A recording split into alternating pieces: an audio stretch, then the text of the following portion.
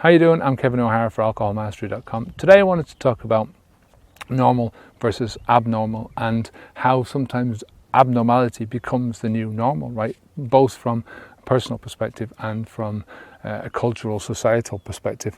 When you look back to when we were kids, what was normal then, what we did then to have fun, to relax, to enjoy ourselves is completely different to what we're doing now. And I'm not talking about it from the perspective of maturity or lack of maturity, right? I'm talking about it from the perspective of your mind, your mindset, and how you expect to have fun in life. And I'm not just talking about having fun, I'm talking about how we relax, how we solve our problems, how we sleep, all that kind of stuff. We're brainwashed from the time that we're born in our society to believe that alcohol is a normal part of our lives, right?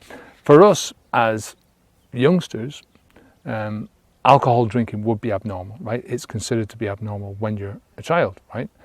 It's abnormal when you're not drinking, but then when you start drinking, it becomes the normal for you, right?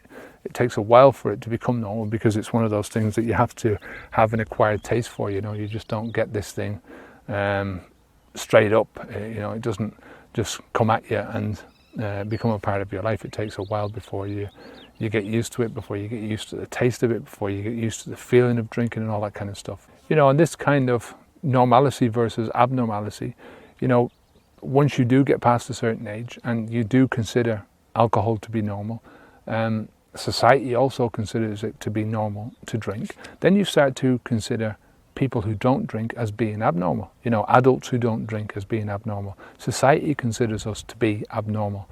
That we're teetotalers, that we're party poopers, that we're boring, that there's something wrong with us, that we're alcoholics, that can't drink. They don't realize that we make the decision to drink based on what we already know by our past experiences, that we've summed it all up, that we've come to the conclusion that it's harmful to us, and we've taken the clear and concise and self-determined decision that we're not going to do this to ourselves anymore. And they still put the label of alcoholic onto us, saying that there's something wrong with us, right? That there's something abnormal about us, that we've got a bad gene, that we come from bad parents, that some problem that they haven't got, that they can drink normally. And basically this is to uphold their own belief in their own selves, that they wouldn't do anything to harm themselves, that what they're doing is not harmful to them. That taking this toxin into their body day after day after day is not doing them any harm because it's not a toxin.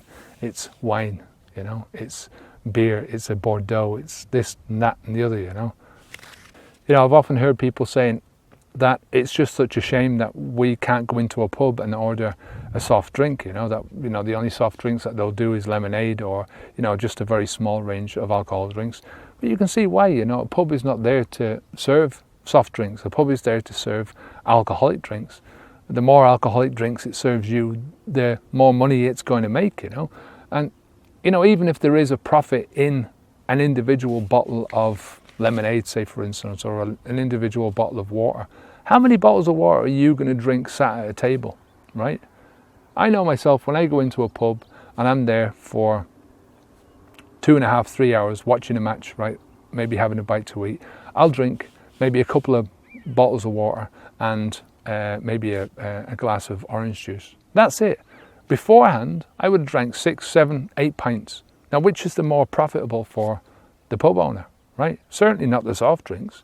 You're taking up the same space as somebody who's should be drinking alcohol, but you're drinking soft drinks and you're not drinking as many of the soft drinks as you should be doing. So you are abnormal. You're abnormal to them. And, that's what a pub is. If you want to go to a place that is serving soft drinks, you have to go to a cafe or some place like that, But a pub, definitely not. Unless you want to put up with the reduced amount of stuff that you're able to drink, Now, this type of normalcy also happens within our own, within the bubble of our own behavioural drinking, right? When you started out drinking first, you could only drink 3 pints of alcohol, say, or you could only drink a glass of wine, or you could drink a small amount of alcohol, and that was your normal. And eventually, over time, tolerance takes its effect on you. You need more alcohol to get the same buzz, and eventually, 5 pints becomes the norm, 10 pints becomes the norm. When I stopped drinking, I wasn't happy unless I had 10 pints, right? And I could easily go to 20 pints, sometimes even a lot more if we were out for a long period of time. And that became normal. You know, it was just, that was the norm for me, you know. Somebody who drank 3 pints was not normal. I often tell the story of when I was younger, and a friend of mine used to take the piss and say, well, you know, you can only drink 3 pints and then you're on your ear, you know, and you're pissed, and you know, you're a child.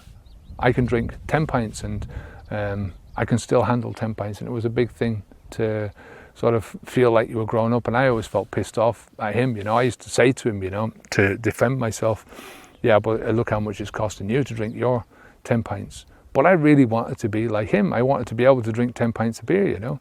And then eventually when I could drink 10 pints of beer, and I realised what those 10 pints of beer did to me, not in terms of just the short-term consequences, but in terms of the long-term consequences, the long-term physical, mental consequences, then I wish that I'd never started out on the stuff in the first place.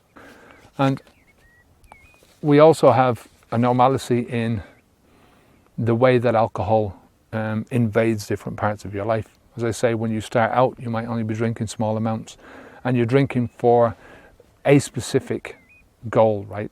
Mostly kids start drinking because they want to feel grown up, right? They don't even start to drink because they want to lose their inhibitions, or they want to go out socializing more, and they feel like they can socialize without it. That comes later. When you start out drinking first, you don't understand any of that. You've got a pure need to, from the time that before you drink until you take your first drink, there is a very basic need to feel like you're doing something that the adults do, that you want to become an adult. And in order for you to become an adult, you have to go through certain phases, and this is one of those phases, you know.